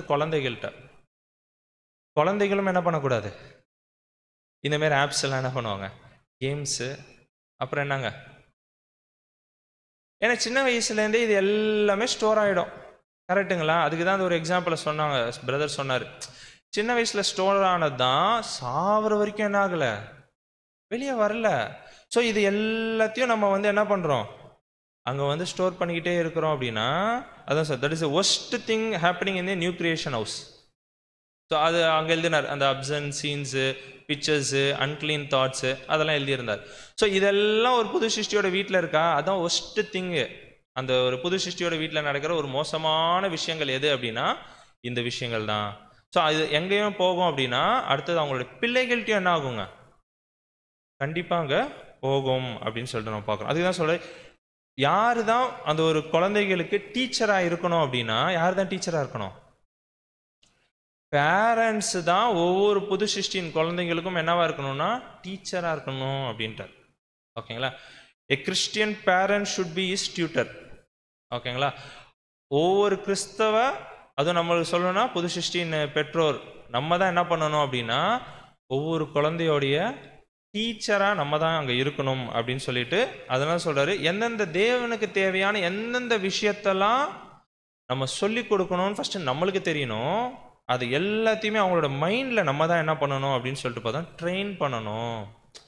தேவனுக்கு தேவையான தேவனுக்குரிய விஷயங்கள் எல்லாத்தையும் நம்ம தான் என்ன பண்ணணுமா முதல்ல நின்று ஒரு டீச்சராக நின்று அந்த குழந்தைக்கு நம்ம தான் என்ன பண்ணணும் அப்படின்னா ஒரு டியூட்டராக ஒரு டீச்சராக இருந்து அங்கே ட்ரைனிங் கொடுத்துக்கிட்டே அங்கே இருக்கணும் அப்படின்னு சொல்லிட்டு அங்கே பார்க்கணும். ஸோ இந்த மத விஷயத்தை குறித்து பேசும்போது என்ன சொல்கிறார் அப்படின்னா, நம்ம என்ன பண்ணுவோம் வீட்டில் தேவன் யார் எல்லாத்தையும் சொல்லி கொடுத்து அனுப்புவோம். கரெக்டுங்களா? ஸ்கூலுக்கு போனோன்னு என்ன ஆகும்? ஏன்னா இவ்வளோ மதங்கள் இருக்குது. ஒரு ஸ்கூலுக்கு போனால் அங்கே என்ன பண்ணுவாங்கன்னா அதான் சொல்ல, இந்த present confuse situation of the world அப்பயே எழுதுறாரு 140 வருஷம். இப்போலாம் இன்னும் ஒஸ்ட்டான ஒரு சூழ்நிலையில் வாழ்ந்துட்டு இருக்கிறோம். ரொம்ப கடைசி காலத்தில் எவ்வளோ மதம் இருக்குன்னே நம்மளுக்கு என்ன இல்லைங்க தெரியாது, அந்த அளவுக்கு இருக்குது. இப்போ கிறிஸ்டியானிட்டின்னு எடுத்துக்கிட்டாவே அதுலேயே எவ்வளோ பிரிவுகள் இருக்குன்னு நம்மளுக்கு தெரியும். அது இல்லாமல் நிறைய ரிலீஜியன்ஸ் இருக்குது. ஓகேங்களா? ஸோ இவ்வளோ இருக்கிறதுனால ஸ்கூல்ஸில் என்ன பண்ண தேவையில்லை அப்படின்னா இவர் பிரதர் என்ன ஒரு இது சொல்கிறாருன்னா, ஸ்கூல்ஸோ இல்லை ஒரு பப்ளிக் இன்ஸ்டிடியூஷன்ஸ்லையோ ரிலீஜனை பற்றி என்ன பண்ண தேவையில்லை அப்படின்னா யாரும் பேசக்கூடாது. அதை வந்து ஒரு பாடமாகவோ இல்லை அதை குறிச்சோ என்ன பண்ணாதீங்க அப்படின்னா பேசாதீங்க. அவங்கவுங்க பேரண்ட்ஸ்ட்டு அதை விட்டுடுங்க அப்படின்னு சொல்கிறார். ஸோ அதனால தான் வந்து சொல்கிறாருன்னா ரிலீஜியஸ் செர்மனிஸ். ஓகேங்களா? ஸோ அந்தமாரி விஷயத்துக்கு கூட என்ன பண்ண தேவையில்ல, என்கரேஜ் பண்ணாதீங்க. இப்போ ஒரு ஸ்கூலில் நடக்குதுன்னா என்ன பண்ண தேவையில்ல, நம்ம ரிலீஜியஸாக ஓகேங்களா ஏதோ ஒரு ஃபங்க்ஷன், இப்போ அடுத்த மாதம் கூட ஒரு ஃபங்க்ஷன் வருது, அதுக்காக ஸ்கூலில் என்ன பண்ணுவாங்க, அதுக்குன்னு கொண்டாடிட்டு இருப்பாங்க. ஓகேங்களா? ஸோ அந்த மாதிரி இருக்கும் போது நம்ம என்ன பண்ண தேவையில்ல, அதை என்கரேஜ் பண்ண அந்தமாரி செர்மனிஸ் ஆக்டிவிட்டீஸ் எல்லாம் என்ன பண்ண தேவையில்லை அப்படின்னா என்கரேஜ் பண்ண வேணாம். அதேமாரி ஃபார்ம் ஃபில் பண்ணும்போது கூட அதில் கூட என்ன இருக்கக்கூடாது அப்படின்னா எந்த ரிலீஜன் எந்த காஸ்ட்டு. ஸோ இப்போல்லாம் என்ன ஆயிடுச்சுங்க, ஃபில் பண்ணாமல் விட்டால் கூட கேட்குறது இல்லை. கரெக்டுங்களா? முன்னெல்லாம் ரொம்ப ஸ்ட்ரிக்டாக கேட்பாங்க. ஓகே, இப்போலாம் ரொம்ப கொஞ்சம் சில ஸ்கூல்ஸ்லாம் என்ன பண்ணிட்டாங்கன்னா லீனியன்ட் ஆகிட்டாங்கன்னு நினைக்கிறேன். ஸோ அந்தமாரி விஷயத்த கூட நம்ம என்ன பண்ண தேவையில்லை அப்படின்னா அங்கே தேவையில்லை அப்படின்னு சொல்லிட்டு ஒரு எக்ஸாம்பிள் சொல்கிறார். என்னென்னா யூதர்கள் இருக்காங்கன்னு வச்சுக்கோங்க, யூதர்களுக்கு எதே தேவையில்லைன்னுவாங்க பைபிளில், நியூ டெஸ்டமெண்ட்டு தேவையில்லைன்றவாங்க. அவங்களுக்கு எது மட்டும்தான் வேணும், ஓல்ட் டெஸ்டமெண்ட், அதுவும் தோரா மட்டும்தான். அதுக்கு தான் ரொம்ப இம்பார்ட்டன்ஸ் கொடுப்பாங்க. நியூ டெஸ்டமெண்ட் ஏன்னா இயேசு கிறிஸ்துவை ஏற்றுக்கல, ஸோ அதனால் அதை வந்து ஒதுக்கி வச்சுருவாங்க. இப்போ மற்ற கிறிஸ்டியானிட்டிக்குள்ளே வந்தோன்னா அவங்க எது வேணும்னுவாங்க, நியூ டெஸ்டமெண்ட் மட்டும்தான் வேணும்னுவாங்க. எதை விட்டுருவாங்க, ஓல்ட் டெஸ்டமெண்ட்டாக விட்டுருவாங்க. ஸோ இந்தமாரி ஒரு ரிலீஜியஸ்குள்ளே நிறைய டிஃப்ரென்சஸ் இருக்குது. ஒரு புக்குன்னு எடுத்தாவே இவங்க இதை வேணுன்றாங்க இதை வேணான்றாங்க. இது இல்லாமல் இன்னும் நிறையா ரிலீஜியன்ஸ்லாம் இருக்குது. ஸோ இந்த மாதிரி இருக்கும் போது ஒரு ஸ்கூலில் போயிட்டு என்ன பண்ண தேவையில்லை அப்படின்னா எதுவும் ரிலீஜியஸ் ஸ்டடிலாம் எடுக்க வேணாம் அப்படின்ற ஒரு விஷயத்தை அங்கே என்ன பண்ணுறாருன்னா அங்கே சொல்கிறார். சொல்லிவிட்டு கடைசியாக ஒரு பாயிண்ட் சொல்லி இந்த ஒரு டாப்பிக்கை முடிக்கிறார். ஒரு வாரத்துக்கு எத்தனை நாள் நம்மளுக்கு தெரியும், 7 நாள். ஓகேங்களா? பிரதர் என்ன சொல்கிறார் அப்படின்னா அவங்களுடைய ஸ்கூல் டைப்புக்கு சொல்கிறார். ஓகேங்களா? ஒரு நாளைக்கு எவ்வளோ நேரம் ஸ்கூல் போகிறாங்க, 6 மணி நேரம். ஓகேங்களா? அப்படின்னா ஒரு 5 நாள் போகிறாங்கன்னா எவ்வளோ நேரம் போயிடுது, ஒரு வாரத்துக்கு 30 மணி நேரம் போயிடுது. ஓகேங்களா? அப்போ ஒரு வாரத்துக்கு எவ்வளோ மணி நேரம் இருக்குது நானே போட்டுறேன். ஓகே, இந்த 30 மணி நேரம் எதுக்கு யூஸ் பண்ணுறாங்க, உலக பிரகாரமான படிப்புக்காக என்ன பண்ணிடுறாங்க, யூஸ் பண்ணிடுறாங்க. ஓகேங்களா? இப்போ மீதி இருக்குது எவ்வளோங்க, ஒரு நாளும் 24 ஹவர்ஸ்னால் எவ்வளோ வருதுங்க, 168 மணி நேரங்கள் வருது. அதில் 30 மணி நேரம் எங்கே போயிடுச்சு, ஸ்கூலில் போயிடுச்சு. ஓகேங்களா? அப்போ மீதி இருக்குது எவ்வளோ, சூப்பர், 38 மணி நேரம் இருக்கு. இதில் ஆஸ் ஏ புது சிருஷ்டியின் பெற்றோர்களா நம்ம எந்த அளவுக்கு குழந்தைங்களுக்கு ஃபீட் பண்ணுறோம்? அவர் வந்து ஒரு கேள்வி கேட்குறார். ஓகேங்களா, இதுவாது பரவாயில்ல, 6 hours நம்ம ஸ்கூல் கிடையாதுல்ல. இப்போ நம்ம இதுக்கு வச்சுக்கோங்க, எவ்வளோ நேரம் ட்ராவலோடு சேர்த்தா சென்னைக்கு 10 மணி நேரம் போயிடுதுன்னு வச்சுக்கோங்க. மீதி எவ்வளோ நேரம் இருக்கும்? ஏதோ ஒரு கொஞ்சம் நேரம் இருக்கும், தூங்குவாங்க, மற்ற வேலைகளும் இருக்கும். ஓகேங்களா, ஆனால் இந்த கடைசி காலத்தில் சொல்ல முடியாது, எப்போ வேணால் என்ன ஆகலாம், என்ன வேணால் ஆகலாம். ஸோ அந்தமாரி ரொம்ப கடைசி காலத்தில் வாழ்ந்துட்டு இருக்க நம்மளுக்கு குழந்தைங்களுக்கு எந்த அளவுக்கு நம்ம வந்து ஸ்பிரிச்சுவலாக வீட்டில் கைட் பண்ணுறோம், எந்த அளவுக்கு அவங்களுக்கு இம்பார்ட்டன்ஸ் கொடுக்குறோம்? எக்ஸாம்ஸ் வருது, ஓகே, மற்ற நாட்களில் சொல்லி கொடுக்குறோமா? டெய்லி ஒரு 1 hour அப்படின்னா கூட 7 நாளைக்கு 7 மணி நேரம் எவ்வளோ கற்றுக்கலாம்? கரெக்டுங்களா? ஸோ அந்த மாதிரி என்ன பண்ணுறாருன்னா, ஆக்சுவலாக பிரதர் எப்படி எழுதுறாருன்னா, 30 மணி நேரம் ஸ்கூல் போயிடுச்சுன்னா மீதி எவ்வளோ நேரம் இருக்கு? ஆமாம், majority of the time is for spiritual அப்படின்னு எழுதுறாரு, ஸ்பிரிச்சுவல் குழந்தைங்களை வளர்க்குறதுக்கு. ஓகேங்களா, ஸோ அவ்வளோ நேரம் இருக்குது, அது நல்லது நம்மளுக்கு அப்படின்னு சொல்லிட்டு அந்த ஒரு பாயிண்ட் அங்கே ஷேர் பண்ணுறாரு.